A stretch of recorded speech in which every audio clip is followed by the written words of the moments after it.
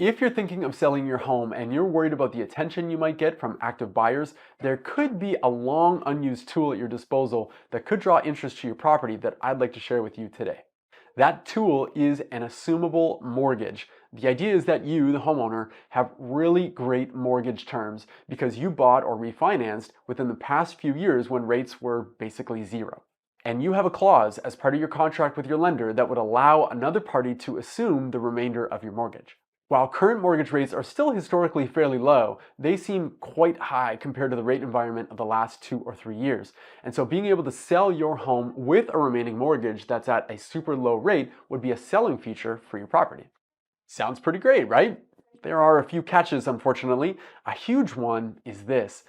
If the mortgage is assumed and the buyer defaults on the payments, then the original mortgage holder, that's you, could be held responsible for the payments. That would mean that a seller would likely want to know quite a bit of information about the buyer before they consent to the mortgage being assumed, such as their job stability, income, and credit history, to name a few things. Another issue is that the buyer can only work with the owner's current lender, and they'd have to qualify with that lender for the mortgage amount they need. Another hurdle that may need to be overcome relies on the potential sale price of the home and the owner's mortgage balance.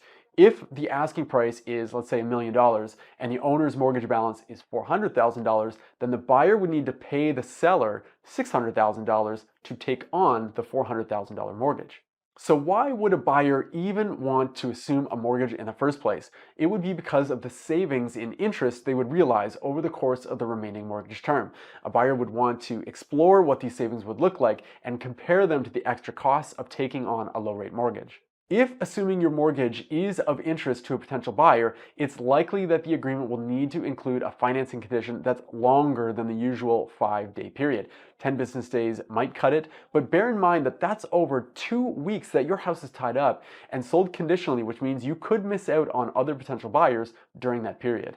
There are obvious obstacles to this being a readily used strategy, but for the right scenario and particularly the right buyer, having an assumable mortgage could be appealing and could give you the edge over other properties on the market.